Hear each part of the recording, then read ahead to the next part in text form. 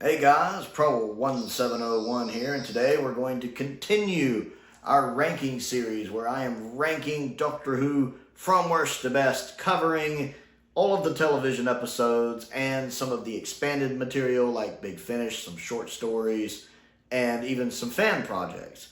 Now, there are 426 entries on this list, and in this video we are going to be talking about number 150 through number 125. So we are on the upper part of the list, in the upper half of the list. We're in solid B tier territory, I guess at this point, right around there. Maybe the occasional low A tier, high C tier. But we're in pretty firm ground at this point. And we're going to start the list at number 150. Which is the Keys of Marinus. I enjoy the Keys of Marinus. It's like a miniature version of the Key to Time season, in the sense that each episode's kind of its own thing. This episode really jumps around in different places. You have, of course, the first episode, which sets everything up. Then you have, like, the second episode where they're in the City of Illusions, basically. Then you have the next episode when they're in, like, an ancient temple with, you know, vegetable growth all over it that's far more deadly than it looks. And then you have, like, the episode when they're in the snow all episode. Then you have the murder mystery episode that's, like, straight out of Perry Mason. Then you have the final episode wrapping that up, and then them getting back to the area where they were in the first episode. And I enjoy that. I like how each episode's kind of its own story with a seasonal arc, basically. Again, because they're collecting pieces of this key. It feels a lot like the Key to Time. Very enjoyable, great performances. Hartnell being missing for, I think, an episode feels natural. It doesn't feel like there's a huge elephant in the room of him being missing. It feels very naturally done. And I think our companion team get a nice time to shine in it as well. It's very, I need to rewatch the Keys of Marinus. It's been a little while since I went through it. Next on the list is the Lazarus Experiment. I like this one. I have a soft spot for this one. Yes, the CGI work isn't good. Even for the time, it wasn't good. It's not aged well for the creature. And then some of the design choices for the creature, like the human head, all look a little weird. But I love the story. I love these stories where someone tries to play God and very quickly learn they're not God. This is one of the reasons why I also love The Fly. I mean, the original 50s version and the 1986 remake, but especially the 1986 remake with, of course, Jeff Goldblum and Gina Davis. I love that movie. And I love movies like that where people, even with good intentions, trying to do things better for the world, cause problems. Like in Dawn of the Planet of the Apes, when, you know, they're trying to cure, Alzheimer's, and that's what creates the virus that wipes us about everybody else. I like stuff like that. So you have him, Lazarus, of course, trying to cheat death, play God, and it goes wrong. And I like that as a story. I like the guest cast. I like the way it's shot, other than, again, needing some updated CGI. I like how it ties in with the season finale as well. It does go on a little too long, like the bit when they think they've beat him, and it turns out he gets out and he's still running around. It's kind of a, oh, it's not over yet? But other than that, I think it's a solid, fun story. And, I mean, it's one of the many reasons why Series 3 is my favorite series of modern Doctor Who. It's a really good story with good performances. Next on the list, just edging it out, is Knock Knock. I like Knock Knock. It's in solid B tier range because I feel like the ending plays it safe. But it does have a real creepy atmosphere for parts of it, with the walls reaching out and grabbing him. It has some creepy imagery, especially in the first half. Like when they find a guy partway in the wall and the wall just absorbs him. It also gets some points from having the guy who plays Perot in the, you know, the Agatha Christie Perot series. I like him as an actor. I mean, he was also in that terrible Wing Commander movie, but I won't hold it against him. He's good in this. I tend to like the rapport between 12 and Bill in general, kind of a mentor granddad like thing, which I like. And I kind of like that here when, you know, she's like calling him granddad and he's like, what? I enjoy that here. My only real issue with it is that the ending plays it a little too safe with everybody being saved at the end, like nobody died. I mean, I know the people who went missing in earlier years didn't come back, but everyone who had been killed basically got brought back. And it feels like Doctor Who on training wheels. Doctor Who bowling with the bumpers up. It's just, that's a little nitpicky for me. I'm not saying it needed to be Horror of Fang Rot where everybody but our main characters needed to die. But I would like to have at least seen 2 or 3 of them not come back somehow. I just felt like it played it safe, and that lowered it a little in my estimation. But pretty much up until that point, I was thoroughly enjoying it. Next on the list, one of the rare highlights from Series 9 of Modern Who is the Under the Lake and Before the Flood. It's a solid 2-parter. I like our guest cast. I like the setup. The ghost running around killing people and you don't know why. I like the way the ghosts are executed on screen, especially with the eyes, the holes for eyes is really well done. Really good cliffhanger with the Doctor appearing as a ghost. I think it was shot really well. I really like how well it was directed. I don't think Part 2 completely lives up to Part 1, but it is close. It's not a huge step down. It's just a minor step down. The way the Doctor hides in the box, the little love story at the end with the girl that's deaf. I like it. It just comes together really well. The one guy who travels back in time and can't save the girl he likes because he's not allowed to interfere with the past. I don't know if I could have had his nerves in that situation. It's really well made.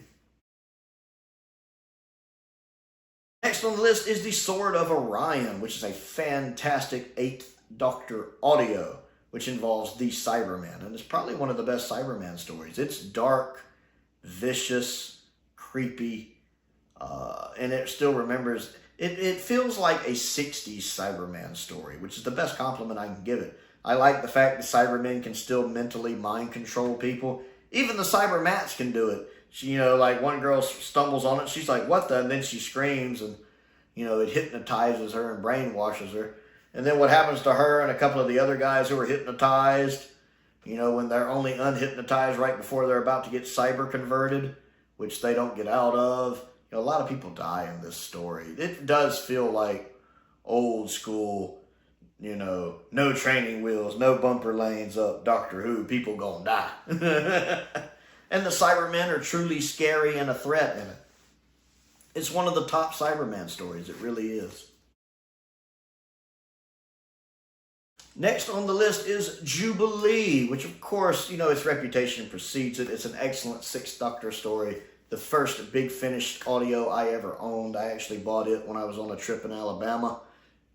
I was at a Second and Charles, and they oddly enough, had a bunch of Big Finish stuff. I think one person turned in like a big collection.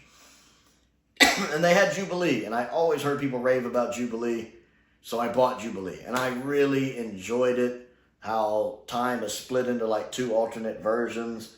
It's interesting how this is the story that influenced Dalek, and while there are definitely similarities, they're also vastly different, which I really like.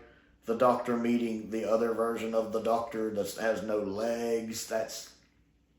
It's really well written stuff. Jubilee. I need to re-listen to Jubilee again because I actually find it really, really enjoyable. Next on the list is Vincent and the Doctor. Now, if I was going by purely subjective opinion on how much I like it, this would be considerably lower. I'm not the biggest fan of Vincent and the Doctor, but I can admit it objectively does do some neat things. And again, part of its reputation is part of its reason why it's here. For me, Vincent and the Doctor is just okay. It's a solid C-tier episode. It does do things I like. It does do things I don't. Personally, I find the ending when he takes Vincent to the future and shows him how famous he's going to be, it just seems a bit gratuitous, a bit self-congratulatory. Like the Doctor's bit of a jumping of the shark moment for me. I mean, I get it. I know the show is supposed to be like, they're showing you depression and the dangers of depression, how depression, people can be happy one minute and sad the next, That there's not a one-time cure for it. I get that. That's not really what I watch Doctor Who for. I watch Doctor Who to escape, to have fun adventures. It's a nice fantasy escape. I like that. The guy playing Vincent is good. I'm not really convinced with his beard, but the actor is good. I don't like the fact the chicken is a chicken, or the rooster or whatever, the alien menace. It just looks like a giant rooster, and it's a little uninspired. The fact it's invisible and Vincent can only see it because he sees just things differently in general is pretty cool. And also it mostly being invincible, I'm sure, saves on the budget. Invisible, I mean, saves on the budget. I do love the scene when they're laying down looking at the stars and Vincent's describing how he sees it and it turns into Starry Night right there in front. That's really well executed. I love the ending. The speech about the pile of good things and pile of bad things is a very good speech. So it's a mixed bag of a story for me. That's just a solid C tier. But I do think it's directed very well. I think it's cast very well. And I will admit it has a solid reputation in the fandom, which is, again, one of the reasons why it's this high. If I was doing this list purely subjective, it would be a bit lower. Next on the list is Time Heist. This one's fun. It's fun. It's Ocean's 11 meets Doctor Who. Doctor Who does its Ocean's 11 parody, spiff, whatever, influence, whatever you want to call it. It's fun. I like it. I mean, this is still, I don't care about other people's Series 8 Capaldi when he's calling people pudding brain. But, I enjoy the adventure. I enjoy the fact the Doctor and Clara are in the dark about what's going on because they don't remember. I like the resolution for the person who hired them. I like the resolution when the Doctor realizes who it is that's talking to them, the narrator, and he's like, yeah, I know who that is. I like stuff like that. It's a solid, fun romp that I have a good time with. Just like I do bank heist movies like Ocean's 11 and its sequels. Next on the list is 73 Yards. I love this episode. One of the reasons I love this episode is it doesn't answer all the questions. I know some people, well, that don't make sense and I need the answers. Why? I like the mystery.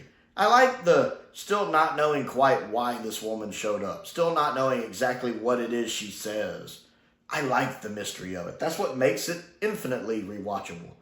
I like the fact that Millie Gibson proved that despite only being 18 years old when she made this, she has solid chops to be a fantastic actress, as she basically carries the episode herself. The Doctor's barely in it. Even though it's one of Shooty Gatwa-era best episodes, he's barely in it. And I love the cinematography. I love the creepiness of it. I love the out of focus of the woman.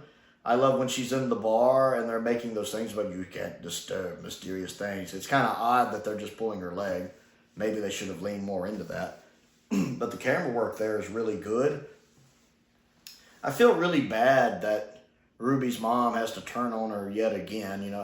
The actress who plays her mom's a good actress. I like her, but so many times she's turning around like, Ruby, no. I feel bad for her. And then even Kate being like, no, disengage. Makes you really wonder what she was saying.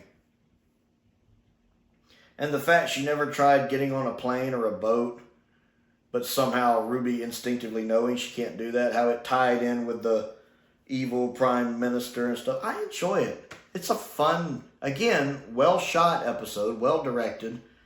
Millie Gibson is great. And there's never been an episode of Doctor Who quite like it. It also feels like it could have been an episode of the classic Twilight Zone, kind of like The Hitchhiker is, when the woman keeps seeing the same hitchhiker on the side of the road. It kind of reminds me of that. And I love the original Twilight Zone. Colin actually sent that to me a few months back. I have it up here. I love the Twilight Zone. So it kind of has that classic Twilight Zone feel to it, which is definitely a plus for me. A solid story. Next on the list is the Shakespeare Code, another Series 3 favorite. I love this one. The guy playing Shakespeare is great. The girl playing the kind of head witch, she's really good. And definitely a looker when she doesn't have the makeup on. Although the makeup on them is really well done. I like the story itself. I like the special effects. I love that look when she tries to use the doctor's name on him and it doesn't work since that's not his actual name. And how she uses it on Martha and she tries to threaten him with Rose. And he's like, oh, that's a name that makes me keep fighting. You done messed up now. I love the big climactic ending with some really nice special effects and how everybody just thinks it's part of the show. I love the fact that Shakespeare caught on to who they were. That, you know, she's from the future and that he's an alien from another world. And his bit about his eyes being, you know, his eyes being so old. I love that comment. You know, I like when people can figure him out. And again, the guy playing Shakespeare is great. And I love the ending with the Queen. It's hilarious. It's that nice storm of everything coming together. I even love the cold open when that one poor guy gets eaten. It's a great cold open. It's a good Halloween episode to watch, I feel like. I like the Shakespeare Code. It's an underrated episode that doesn't get talked about enough. Next on the list is the one with the maggots, the classic, The Green Death. I love The Green Death. One of the earliest Doctor Who episodes I ever owned. Obviously, one of the ones I had childhood memories of. I love The Green Death, but I don't quite put it in S tier the way some people do. That's why it's ranked here. It's good. It fills out its 6 parts well. It's got a gut punch of an ending, especially considering that's not just ending the story, that's ending the season. And the way John says so much emotionally without a word at the end. I'll never forget, and I don't necessarily find this true, but I remember somebody commenting on it one time saying, John says with 0 words what Tennant couldn't say with 1,000. And I'm not saying I agree with that, but I at least understood the point he was trying to make. It's very impressive and shows how great of an actor is that John is able to communicate everything going through the Doctor's mind and everything he's feeling emotionally without a word. That's really well done in that last scene. I think the effects of the maggots look really good for the most part. Now, the fully grown one that flies, yeah, that looks naff. That needs some updated effects. But them in the maggot form looks really good. The glowing effect when people are dying looks really good, really convincing. I like our guest cast, again, in this. The guy playing Stuart Bevan. Stuart Bevan's fantastic in this. And the guy playing Stevens, he's really good in this. Whoever's voicing the boss. I can't remember if that's John Leeson or who that is. But he's doing a good job as the boss. And we even have a Terry Walsh cameo as a guard. Love that. Love that. Love to see Terry. A solid 6-parter. A great season finale. I mean, there's a reason why it's considered a legendary episode. It is a good one. It's just not quite A or S tier for me. Like it used to be. Next on the list is Robots of Sherwood. This is a fun one. Again, I like this one. It's very entertaining. It's funny. It's fun. I love how at odds 12 is with what's going on with the merry men. And 12 is just not very merry at all, especially this version of him. I love watching them sword fight and the Doctor's just using the spoon. And then later when he's like trying to prove the merry ones aren't men. Some of us won't live forever. Some of us won't live 6 months. Keeps telling the one guy 6 months. It's just funny to me. And then when they're bickering, when they're captured, when Robin and the Doctor are bickering, and how Robin's calling him an old man, and the Doctor's like, oh, if you think you're going to live longer than me, you see, I have a certain genetic advantage. And how Clara basically has to act like mom and separate them. That's hilarious. And then when they're having the little contest with the bow and arrow, and the Doctor finally gets annoyed and just blows up the target with the sonic. The ending is a little naff with the golden arrow that only he can shoot to hit the spaceship. That's a little silly. It does kind of lose me there. But I do like the ending when Robin meets the girl we've been following, because I never clicked who she was. Like, you know, story-wise, who she might be. So that little revelation at the end, I didn't see that coming. I was like, oh, that's clever. I like that. So it kind of redeems itself in the end. It's a fun romp, and I enjoy that.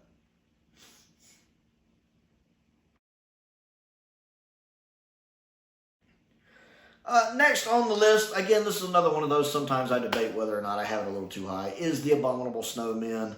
I love the surviving episode 2. I think the animation is really good. I like a lot of the animation choices. Not all of them, but a lot of them.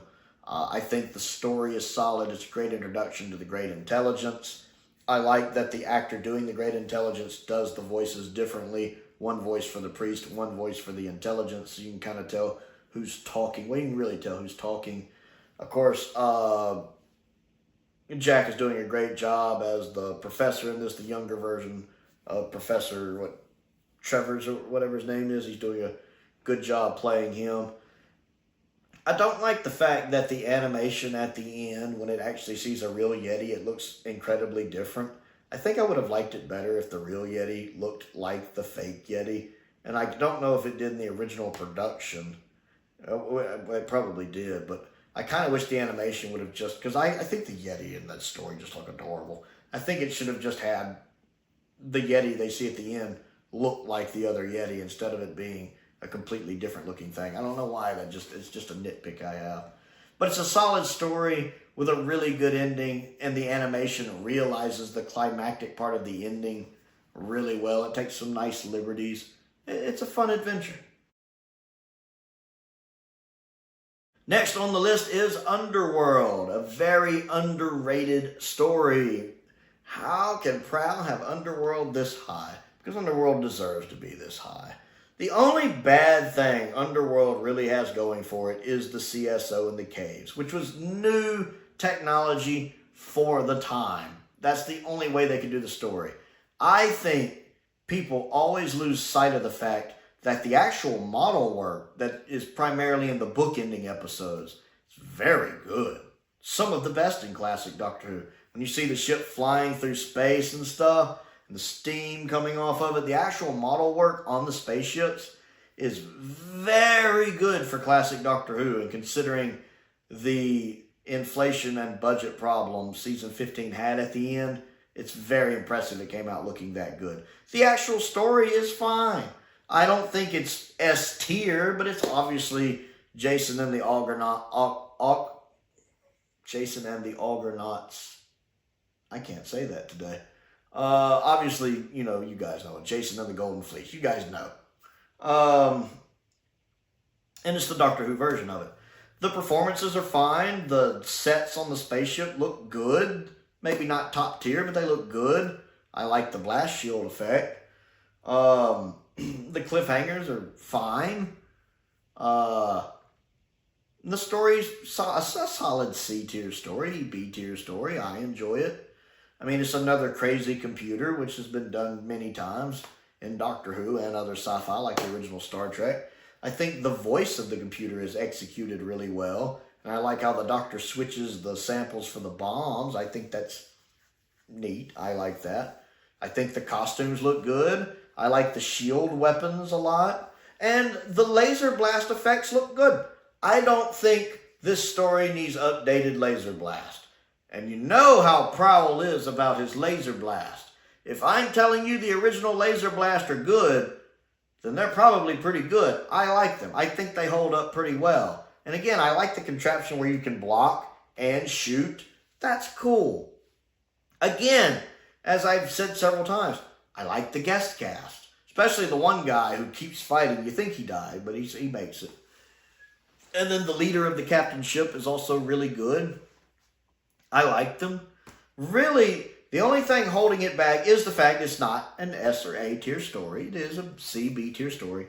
And the CSO for the caves is rough.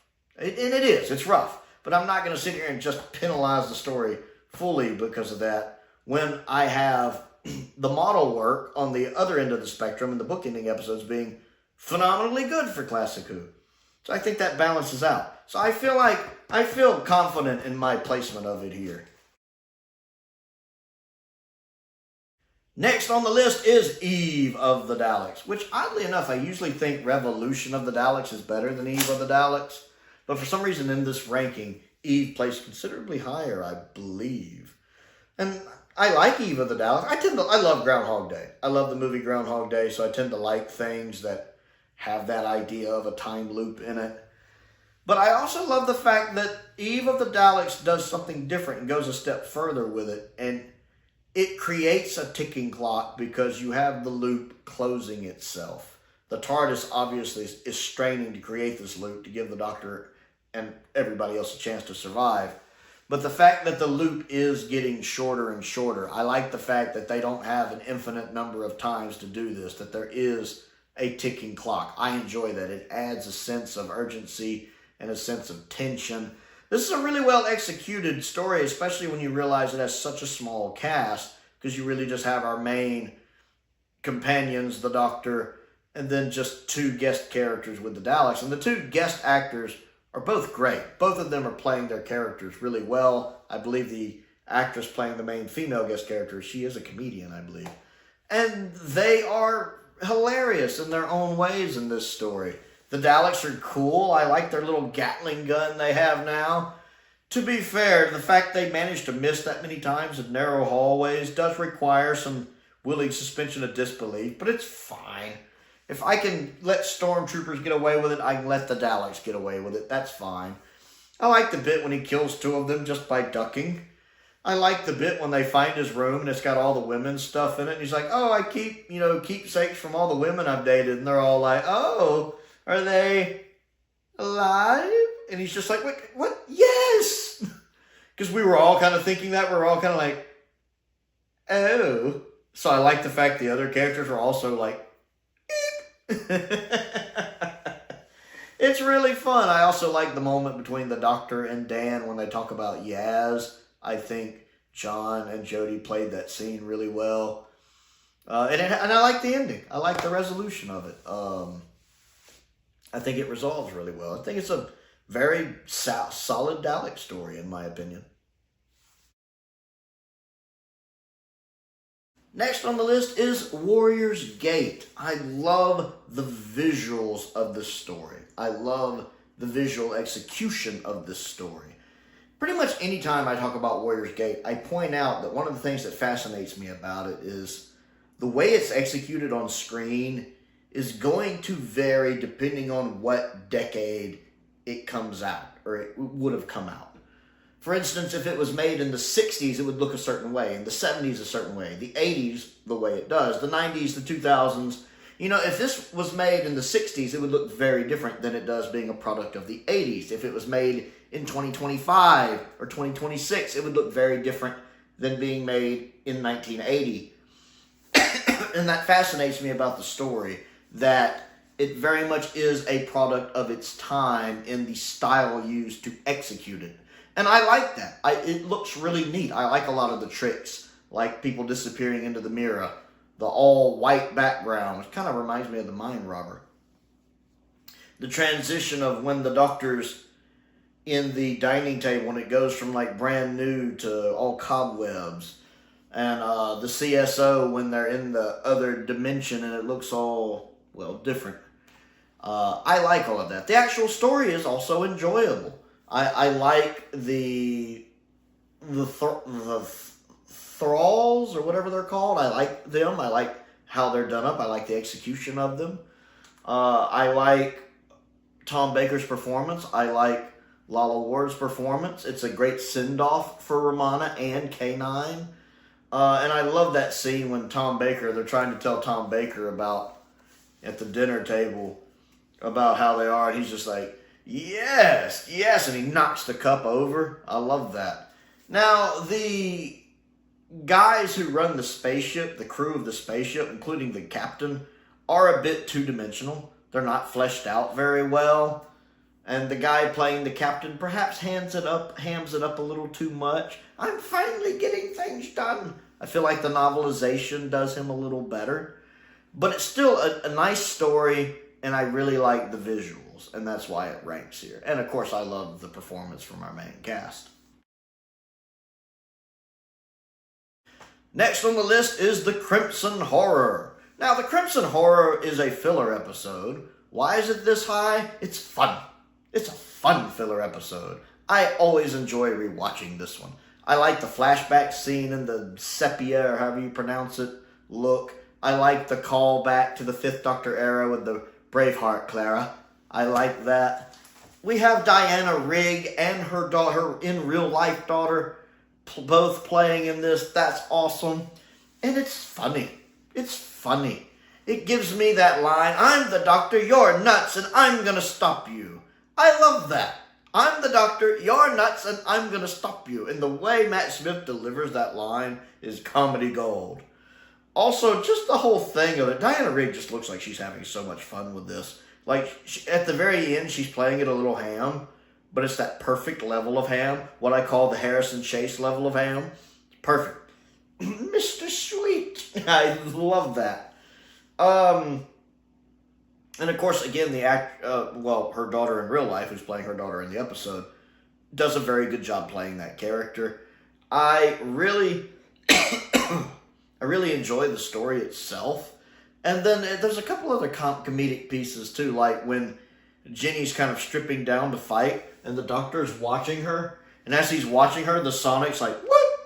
And he looks at it, confused, and he's like, he does that, and he looks at her still stripping down, and he's... I just love the innuendo of that. And I like the fact that it doesn't call a lot of attention to it. Like, it's not in your face about it. It's just, I don't even think I noticed it the first time I watched the episode. But I just absolutely love it. It's a very fun filler episode that knows it's a filler episode and is just having fun with it.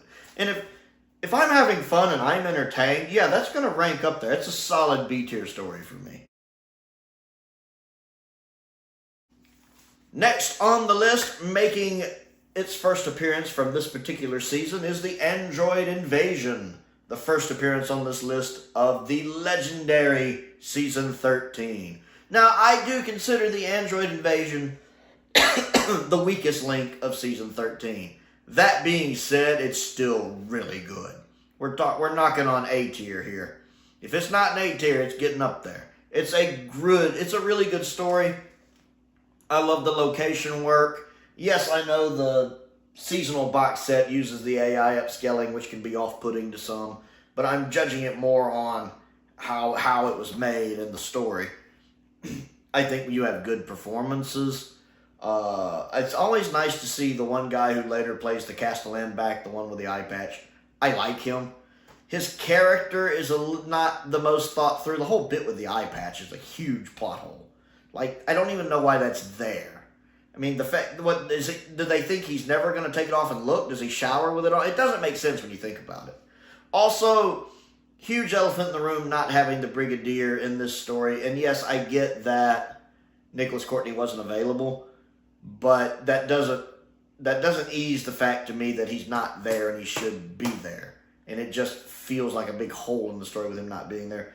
Also, I wish Benton had a better send-off. The last time we see real Benton, he's been knocked unconscious. And after that, we just see Android Benton. I don't like that since that's Benton's last appearance, especially. I don't like that. And I wish Harry had, I mean, he gets a couple lines at the end, but I wish they'd kind of done more with him. That, and then the actual creatures, the bad guys, aren't the most interesting in the world. Their actual costume is fine, standard fare, but just them in general, I don't take them fully seriously. That said, the first half of the story, when you're not quite sure what's going on, other than the fact the story is called The Android Invasion, which I really wish they'd called it something else, that kind of gives it away. It is a nice mystery, though, watching them figure it out, watching the doctor figure out something's wrong. You do have some really good cliffhangers. This isn't real wood, this isn't real trees, and you're not the real Sarah. And then how he knocks the gun out of her hand with the hat, where's Sarah?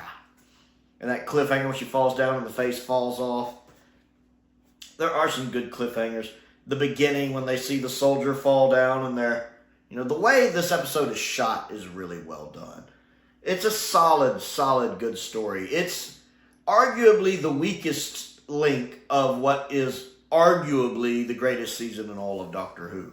And that's why, even being the weakest of this season, it's still ranked this high. It's a solid story.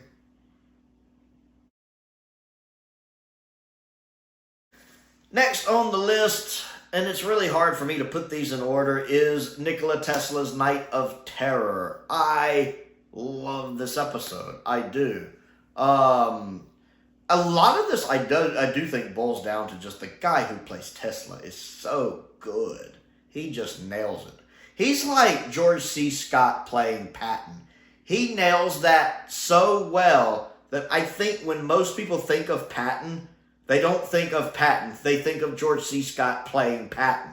And I think that's how I am with Tesla now. I don't think of Tesla. I think of this guy playing Tesla. He's very good at it. I do enjoy the story. It's not like necessarily an A-tier story, but it is a good story. I love the fact that they brought the actress who plays Ronnie and Sarah Jane Adventures back, playing the kind of queen of the aliens. She's great in it, and I love when they sneak in Doctor Who alum like that. And then the guy playing Thomas Edison is really good too, and I believe he's also a Classic Who veteran. Again, I love that. And he's really good in that role. You have some good special effects. And it's nice seeing the companions kind of in awe of Tesla in a way, when they realize the ideas he has and how some of those ideas have made it into, well, our current age and how those ideas have thrived. It's quite fascinating. I like how even the Doctor's like, you're on my list. I like that. And even Whittaker's pretty enjoyable in this one. Not like front and center of the story, but she is very enjoyable. And then I love the ending. It has a very happy, positive ending with that bit about knowing that everything didn't work out for Tesla, much like Vincent van Gogh, but it has a much more positive ending when he's like, let them have the present. You know, I have the future, and the future is mine. And he walks off with a smile. I love that ending. This is the ending that Vincent and the Doctor wished it has, because it has such a downer ending that pulls that story down for me. I'll always love the Tesla episode over Vincent and the Doctor, because I think it's just a better made story. And it has a much better ending, a very upbeat ending, and I like that. And I love when a story sticks the landing, and this story does. And that's why it ranks this high. Next on the list is Deep Breath, Peter Capaldi's first episode. Again, solid B tier. Love the cinematography. Love that they kind of do the Madame de Pompadour episode, The Girl in the Fireplace. They kind of take that idea, but they do something totally different with it. So you take a similar concept and you completely do a new thing with it. That's fascinating to me, making it the sister ship of that ship, but it's a completely different story idea. The actor who plays the main automaton, he's great. That guy, hats off to him. I love the silliness of a T-Rex running around London, but nobody seems to remember it. Everybody sees it, but nobody remembers it. That's just Doctor Who. You have to accept that. I love the Doctor talking to it. Oh, that's all right. That's how I usually meet women. I will keep you safe. Peter Capaldi is fantastic in this episode, too. And then, not me. Looks at the window. Me. And then it sets up the whole am I a good man thing or not. Whether you like that or not is up to you. But it's interesting how it sets that up. Also the mystery of who Missy is, which is a neat setup. The scene in the diner when they realize that everyone else is automatons is a neat scene. The scene when he gets the coat from Brian Miller, and it's neat that they brought Brian Miller in, who of course is the husband of Elizabeth Sladen, and is also a Classic Who alum himself, having been in Snake Dance.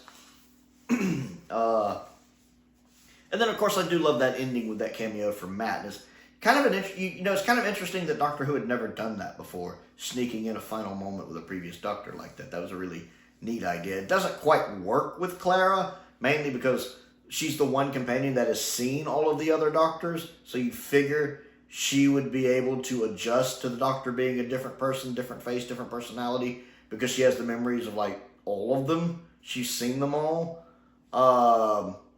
So it doesn't quite work plot-wise, but I enjoy the scene so much that I'm willing to give it a pass.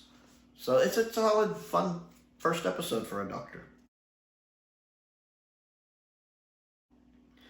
Next on the list is Frontios. I really like Frontios. You're knocking on the door to A tier if it's not in it. It's just, I'm not the biggest fan of the tractators, their design. Although I do like the scene when everybody walks past them and you don't realize they're there until they turn around. That's pretty cool.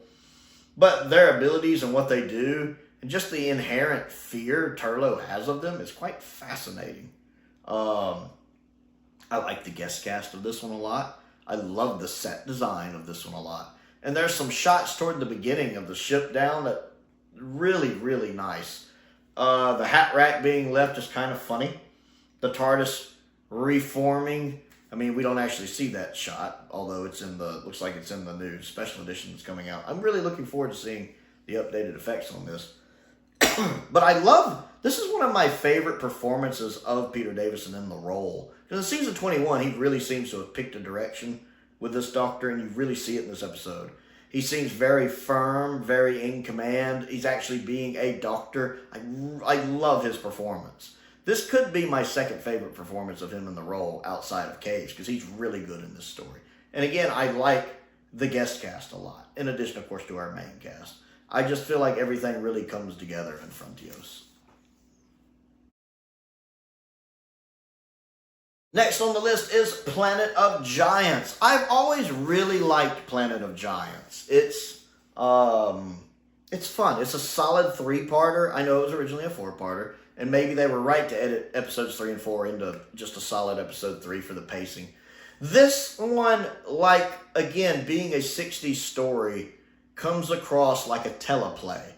Like you're watching a play on stage that's just being filmed and broadcast. Especially with the sets, when they're shrunk down. You know, it's like a 60s version of Honey, I Shrunk the Kids. And the sets look really convincing for a show of the time period. And again, they look like background sets for a play. I was a theater major in college, and I was very good at it. So that appeals to me. I especially love the sink. When they're on the sink, I really like that set a lot. I like the performances. I like the story. I like the fact that it kind of turns into a mini Perry Mason episode for a bit in episode 1. That's fascinating. The guest characters are good, what few of them there are. And I enjoy the cliffhangers. Although Barbara's a little stubborn about not saying that she touched the thing, and she probably should have mentioned it sooner. But yeah, I really like Planet of Giants. It's a very underrated story from the first Doctor era that I feel like perhaps gets overshadowed by the next story, Dalek Invasion of Earth. But I think it's a solid start to season 2, and I think it's a good story on its own merits. And next on the list is Invasion of the Dinosaurs. Definitely one of the ones that needs some updated special effects. If there is a Doctor Who story, I've always said famously, if there's, a Doctor Who story that needs updated effects, the one that would be the second place for me is the Invasion of the Dinosaurs. First place, of course, being Resurrection of the Daleks. I famously said on the channel, that's always been the number one needing updated effects for me for the past 2 or 3 years. Resurrection of the Daleks. Which we're getting. Super excited about that. But number 2 on the list has always been Invasion of the Dinosaurs, because I think the general consensus of this story would be great story, rough dinosaur effects. Rough. Even by classic Who standards, Barry Letts infamously was not happy with the way the dinosaur effects turned out in this. I think he always wanted updated effects for this story. And that would be a great way to honor him. But the story is very good. I love how it pretty much picks up right after the Time Warrior, basically. I'm sure Big Finish can squeeze some stories in there because it's Big Finish. But basically, I like the mystery of part 1 of not really knowing what's going on yet, especially with them originally just titling it The Invasion. Now, of course, most of us who are seeing it for the first time, we know what's going on because we're probably watching it on a DVD or we know about the story. You know, we're not watching it for the first time. Some of you watching may have actually seen it on original broadcast, but a lot of people are going back to watch it after the fact, myself included. But the first episode does do a good job with that very neat, and I like when stories do this, much like, say, the Android Invasion, when the Doctor and Sarah or the Doctor or just main characters show up. It's a deserted town. Nobody's there. Don't know why. Very Mary Celeste situation. I think you can do a lot of different types of stories with that kind of initial setup. And it can go a lot of different directions. Again, Android Invasion does that too. And the stories take very different paths after that. So I love that kind of setup. It's fascinating to me. And I think that first episode builds that well. And then you also have the fantastic cliffhanger at the end of part 1. And then I think the rest of the story is really good. I love everything going on with Mike Yates taking what is essentially one of our main cast, who's been there for a couple seasons at this point, and making him kind of one of the bad guys, but painting it in a way where you can see their point of view. I'm not saying agree with their point of view, but you understand that they're not doing it because they're evil. They think they're the good guys because they think what they're doing is for the betterment of mankind, which is obviously a flawed way to see things. And sadly, real life history is littered with these kind of situations where people who think they're good people and think they're doing the right thing have done terribly atrocious things. I like the fact that this makes more sense with Mike when you put it in context of where he is as a character right now. Keeping in mind that this is the first time we see Mike since the Green Death. This is only 2 stories after the Green Death, which of course was the season 10 cliffhanger. And in that story, Mike went through a lot. He did go through that brainwashing where he almost killed the Doctor.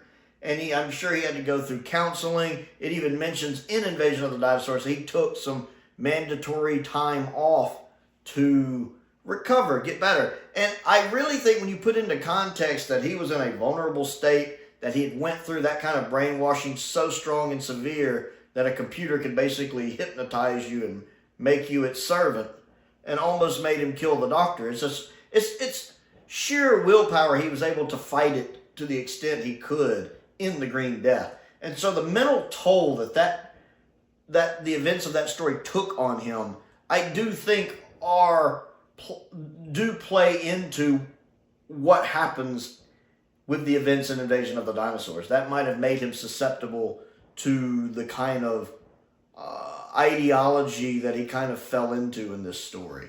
And it's easy to forget that in context, because Mike doesn't strike me as the kind of character who would just naturally fall into that. But knowing what happened in the Green Death, which again was the last time we saw him, it makes that make way more sense in this story.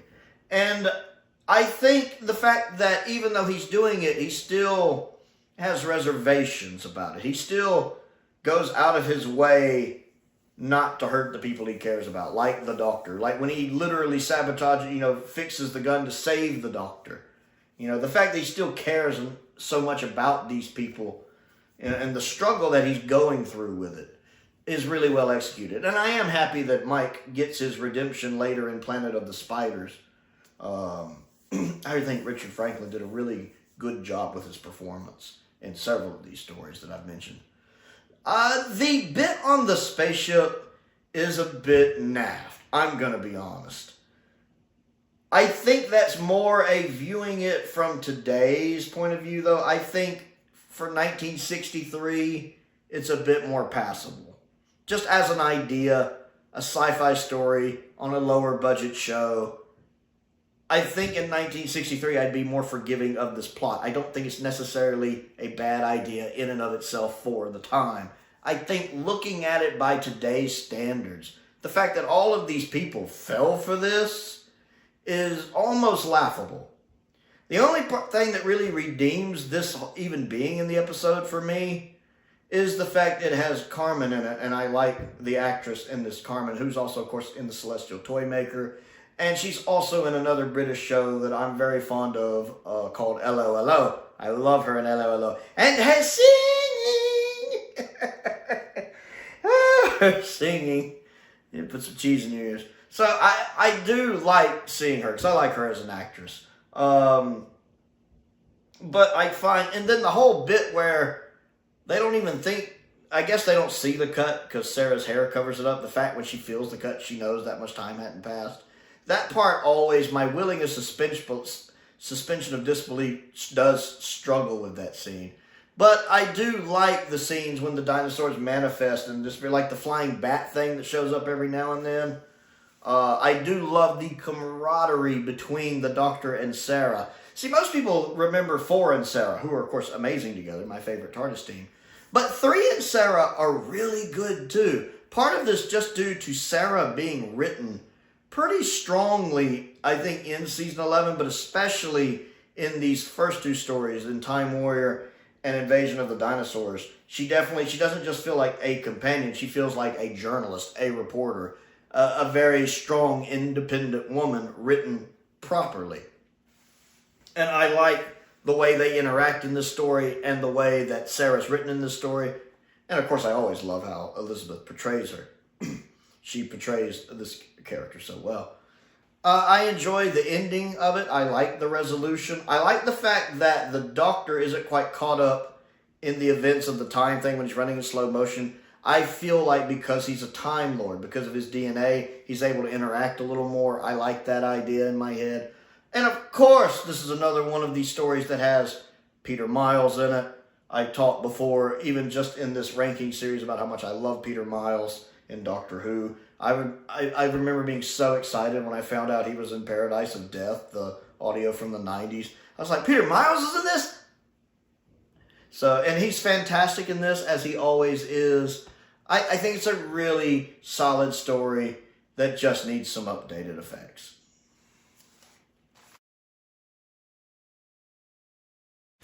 Next on the list, and from a purely story standpoint, deserves to be lower on the list. Bear with me, I'll explain my reasoning. Is the giggle. Now, the giggle wouldn't be this high just on story. Because while I do enjoy the giggle, I do like it. I don't think it's perfect, but I do like it. But it does have a very epic feel to it. Now, being basically the 60th anniversary story, or one of the 60th anniversary stories, or the culmination of the 60th anniversary stories, however you want to put it, it has that kind of anniversary epic feel to it. Now, it's not on par with, say, the 50th anniversary. It's not. It doesn't quite live up to that. But it still manages to feel very important, very epic, like they really went for it. Whether or not they achieved it's up to you, but they went for it. I loved them bringing back the Toy Maker. I think Neil Patrick Harris, for the first half of the story, nails it as the Toy Maker. And I think for the second half of the story, pretty much from his musical number on, he nails being Neil Patrick Harris. And I love me some Neil Patrick Harris. He's great. But he feels a lot like the Toy Maker in that first half of the story. He's very creepy, scary. You feel like this is someone you don't want to cross, mysterious, and dangerous. Whereas the second half of the story, he just feels more like Neil Patrick Harris being funny. It doesn't quite strike me as the Toy Maker or Michael Goff at all. But I love David Tennant's performance in this. I'm happy to see Mel again. Even if she doesn't get a lot to do, I'm happy to see her. I'm not a big fan of the bi-generation thing. In a bubble, just relative to this episode, it's fine. Honestly, it's fine. It doesn't bother me. It's in the context with everything that's happened since, it doesn't make sense for there to be another Doctor basically in retirement on this planet who hasn't showed up. With all of the Earth-threatening things that have happened since the bi-generation, I think one of the big questions is always, where's 14? Empire of Death, where's 14? Reality War, where's 14? Wish World and all that event, where's 14?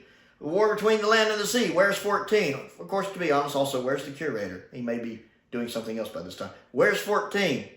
So it's more problematic after. It's much like The Deadly Assassin, which I've already talked about on this list. The Deadly Assassin to me, in a bubble by itself, is a great story. It's when I start looking at how it ruined the Time Lords just in general, and it did, and we're still dealing with the ramifications of that now, that The Deadly Assassin falls for me and doesn't, and I think it's overrated. It's the same problem with the bi-generation. It's fine, just in this story to me. Does not bother me at all. It's thinking about how it makes a lot of stuff that happens later make no sense whatsoever that makes it problematic. That being said, I like Kate in this story. I like pretty much the rest of the cast in this story. Donna is great. Catherine Tate always is. Her and 14 are good together. I like the fact when he tells her, Donna, go back to the TARDIS. You never tell me that. It gets you just... It lets you know just how important it is when he tells Donna to go back to the TARDIS. Because he doesn't do that. He knows she can handle it. That whole scene when he confronts the toy maker there in the shop is just beautiful. I love that scene. And how Neil drops that accent just for a second. To see me again after all this time. And then, who is he? And then getting that intercut footage of the colorized footage from the 10th planet showing Michael Goff. And I love the fact they did that. I like when they show the flashbacks. Even like, say, in The Well, when they showed the flashback to Midnight. I like that. I'm steamed that Empire of Death didn't do that. Instead, they watched it on an iPad. I would have liked that cut flashback. I enjoy that. And I like how they did it. Oh, got a crick in my neck. I like how they did it here. Because it's just, you know, paying respect to those previous actors. And I love Michael Goff. You know, he's my Alfred. He will always be my Alfred. And he's a great toy maker. And I also even love him in Arc of Infinity. One of the reasons I like Arc of Infinity. One of many. So I like that you get to see Michael Goff for a minute. And you get to see William Hartnell. I love that little tip of the hat tribute to the original actors. The music right there, perfect. I tend to like the incidental music in this story just in general. But I love that piece of music there. It's just perfect. Perfect for that scene. I love that scene. I like the cold open with the dummy. That's really, really nice.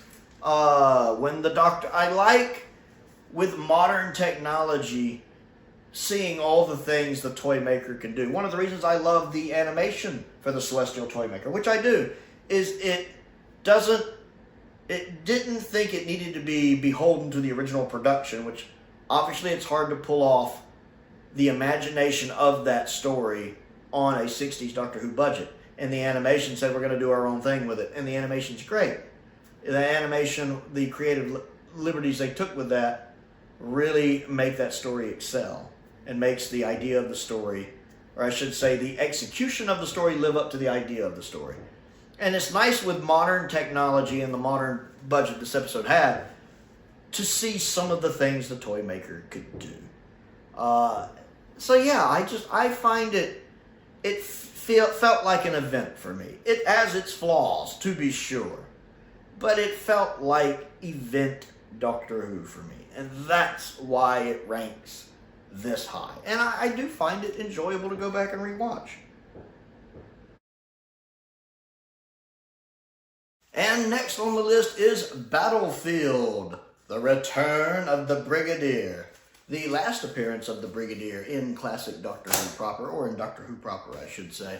And it's great to see him again. Nicholas Courtney is always great in the role. He's fantastic in this. I am glad that he didn't get killed off like they were originally thinking about doing.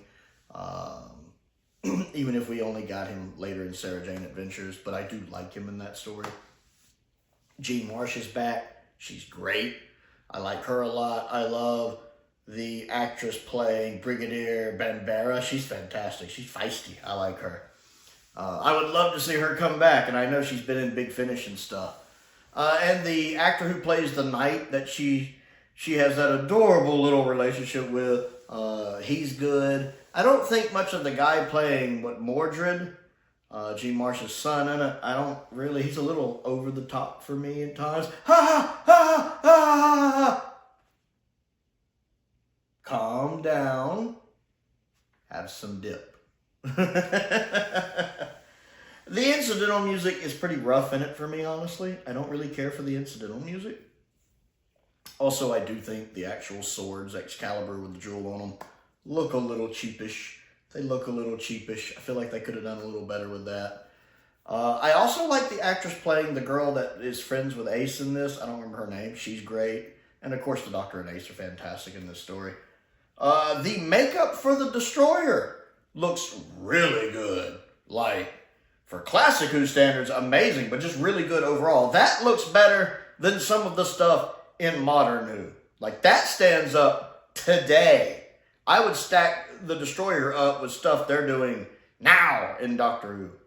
It looked good. They really were firing on all cylinders, I think, with a lot of the choices they made in season 26.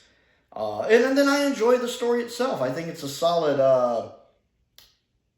four-parter. It took me a second. Four-parter. It's a solid four-parter, actually. There is that one moment where McCoy almost has a really good speech in the middle of the story with his "Stop, there will be no battle here." I like most of it, but when he does "There will be no battle here," he kind of goes into that fake voice that I don't like. That "Oh no," which it's a fake voice. It feels more like a performance than a real character. And I know McCoy can yell because I've heard him yell. I've seen the behind the scenes footage of when Sophie almost got killed with the glass breaking. And you hear Sylvester McCoy, "Get her out of there!" And he yells, and that's his real voice. That's the voice he should use in a lot of these scenes. Now, he also has that speech at the end of the story that's probably the most underrated speech in all of Doctor Who. It is amazing when he convinces Jean Marsh to turn off the key. That whole conversation, fools ready to let death fly, a child's eyes, tears, no tears, only ashes. That whole speech is amazing. And Sylvester delivers it in an amazing manner. He does go into the fake voice a little right at the end with the "tell me," but it's right at the end, and it's just that moment. It doesn't really pull away from it much. What's a little more distracting is the clock ticking in the background, the countdown with it, which is a little irritating. Just a little pulls away from it. It's just a little distracting. But that speech is fantastic. And again, other than that, like the last line, McCoy delivers it perfectly. And him and Jean Marsh both go off each other in that last scene really well. And I love Morgane's character in this, Jean Marsh's character. How she is honorable. How she's not evil. She has her sense of honor, like when she honors the dead of the world, when her and the Brigadier don't fight, which is lovely to see Jean Marsh and Nicholas Courtney acting together, since, of course, her character killed his character in Dalek's Master Plan. That's interesting. So it's nice to see them on screen together, not fighting. And then when she restores the wife's sight, because she was blind, I like that. And the fact she realizes what the doctor's saying about, it's not an honorable fight, it's just death. Death, and more death. And she's, no. And I mean, she could have won. She literally turned victory into defeat because of her honor, and she realized that wasn't the way she wanted to win, so she turned it off. That I like that. There's layers to that character, and I really like that. And then I love that bit at the end when she tells him, "We'll send Arthur out to face me. Send him to confront me one-on-one." And then, of course, we've learned that Arthur died in the final battle. And I like that bit about how he died. And you see that regret on Jean Marsh's face when, you're lying. No, and when she realizes she'll never see her brother again, to see Arthur again, and how sad she is and how upset she is.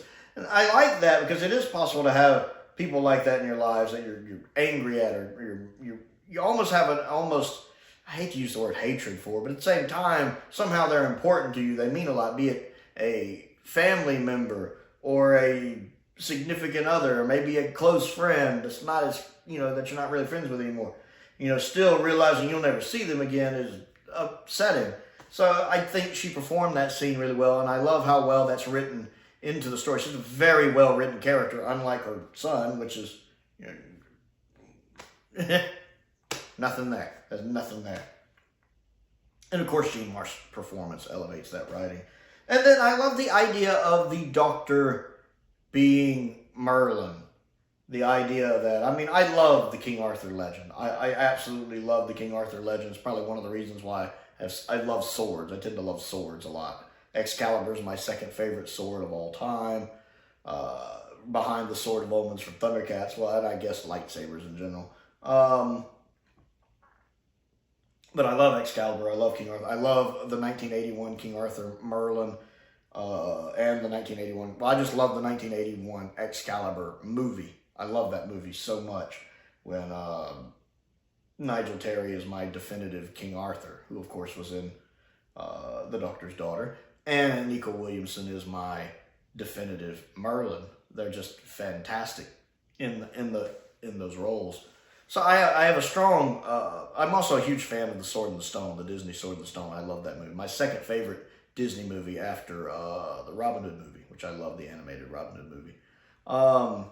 So I love King Arthur Legend, and I feel like this story does a good job of drawing it into the Doctor Who world, making it, you know, where they're from a parallel dimension, and the Doctor, a future version of the Doctor being Merlin. And to this day, I want to see the other end of that. I want to see a spin-off series, not even necessarily a mini-series, a series where the Doctor ends up in this universe, and maybe he gets stranded there, you know, like the Pertwee era, where the TARDIS for some reason is not working, and while he's repairing it, he becomes Merlin, and he acts as Merlin. You could get several seasons off of that, I think, if you did it right. I'd love to see the other end of that, with the end of it being, you know, setting up the events of Battlefield, the Doctor writing the note and all of that. Because it's just a fascinating idea to me of him being Merlin. And people recognizing him as Merlin, even though he has a different face. That's fascinating. So, again, it has some moments I don't like. Some of the sword fighting isn't choreographed the best. The incidental music's not good. The scene when they're sword fighting, the Doctor just walks between them is a little silly. But despite its few flaws, it is a good and enjoyable Doctor Who story. So I want to know what you think of all the ones we've talked about today. Comment down below and let's talk about it. What do you think of the video series so far? We'll be knocking on the door of the top 100 in the next video, so we're getting there. We're making progress. Don't forget to click the like button, the subscribe button. I also have a link to the Patreon down there. The P.O. box is down there if there's anything you'd like to send me to look at and review. Still got a few of the standard edition sets I need to get. I still need to get 17, 24, 20, and 15. Would love to get those.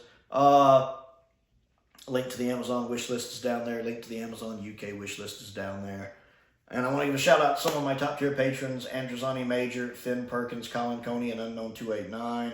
I appreciate their support, as I do the support of all of my patrons. Even some of my lower tier patrons have been with me for a long time, or a good considerable time. So I do appreciate them as well and their continued support. Most importantly, thank you for watching.